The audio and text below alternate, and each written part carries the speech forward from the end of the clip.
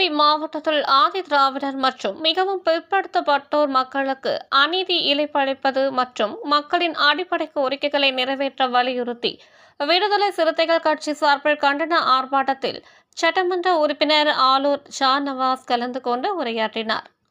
கிருஷ்ணகிரி மாவட்டத்தில் உள்ள கிருஷ்ணகிரி, வேப்பனப்பள்ளி, ஓசூர், பர்கூர் உள்ளிட்ட பல்வேறு இடங்களில் ஆதி திராவிடர், பழங்குடியினர், பிற்படுத்தப்பட்ட மற்றும் மலைவாழ் மக்களின் 30 ஆண்டுகால அடிப்படை வசதிகளை தீர்க்க வலியுறுத்தி விடுதலை சிறுத்தைகள் கட்சியின் சார்பில் கிருஷ்ணகிரி புதிய பேருந்து நிலையம் அருகில் கண்டன ஆர்ப்பாட்டம் நடைபெற்ற இந்த கண்டன ஆர்ப்பாட்டத்திற்கு தலைமை நிலைய செயலாளர் தகடூர் தமிழ்ச்செல்வன், மாவட்ட செயலாளர் மாதேஸ் ஆகியோர் தலைமையில் நடைபெற்ற இந்த கண்டன ஆர்ப்பாட்டத்தில் கலந்து கொண்டு உரையாற்றிய சட்டமன்ற உறுப்பினர் ஆலூர் ஷாநவாஸ், கிருஷ்ணகிரி மாவட்டத்தில் 30 ஆண்டுகளுக்கும் மேலாக சாலை வசதி, குடிநீர் வசதி, பட்டா, வருவாய் சான்றிதழ்கள் கேட்டு பல மாதங்களாக பல்வேறு கிராமங்களை சேர்ந்த பொதுமக்கள் மனு வழங்கி போராடியும் இதுவரையும் எந்த நடவடிக்கையும் எடுக்கவில்லை. மேலும் கிருஷ்ணகிரி மாவட்டத்தில் பல கோடி ரூபாய் மதிப்பிலான கிரானைட் கற்கள் உள்ளிட்ட கனிம வளங்கள் கொள்ளையடிக்கப்பட்டு வருகிறது. இது குறித்து அதிகாரிகள் எந்த நடவடிக்கையும் எடுக்கவில்லை. கிருஷ்ணகிரி மாவட்டத்தில் மட்டுமில்லாமல் தமிழகம் முழுவதும் இது போன்ற பொதுமக்களின் அடிப்படை பிரச்சனைகள் அதிக அளவில் உள்ளன.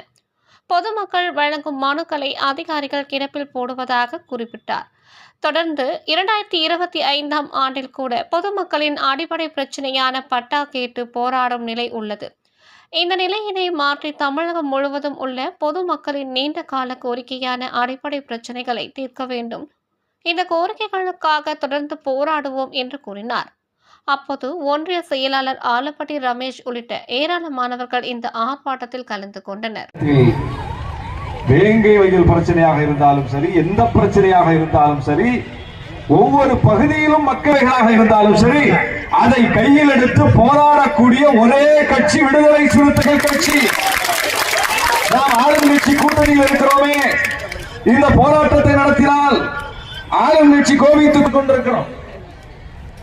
கடந்த ஆட்சியில் அது ஏற்றுக்கொள்ளப்படவில்லை. ஓபிஎஸ் முதலமைச்சராக இருக்கும்போது சட்டமன்றத்திலே சொன்னார், தமிழ்நாட்டில் ஆணவ கொலைன்னு ஒண்ணே கிடையாது.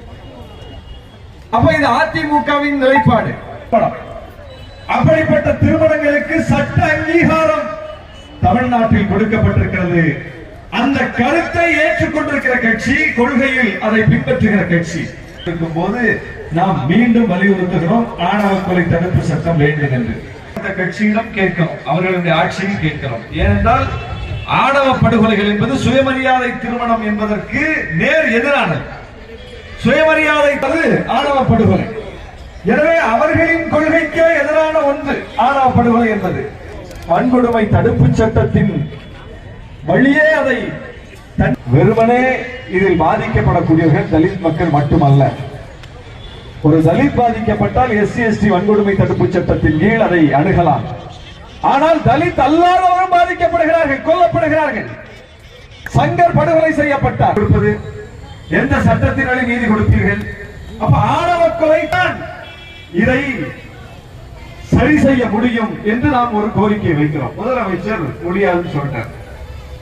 விடுதலை சிறுத்தைகள் சரி, முதலமைச்சர் சொல்லிட்டாரு, திரும்ப இதை பத்தி நம்ம பேச அப்படியே பார்த்தும் பார்க்காத மாதிரி, கேட்டு கேட்காத மாதிரி போயிடுவோம் என்று சொல்லி போய்விட்டோமா? முதலமைச்சர் சட்டமன்றத்தில் அப்படி பேசிய மறுநாள் உங்கள் தேடல் நியூஸ் சேனலை லைக் பண்ணுங்க, ஷேர் பண்ணுங்க, கமெண்ட் பண்ணுங்க, ஆல் பெல் பட்டனை கிளிக் பண்ணுங்க, மறக்காம சப்ஸ்கிரைப் பண்ணுங்க.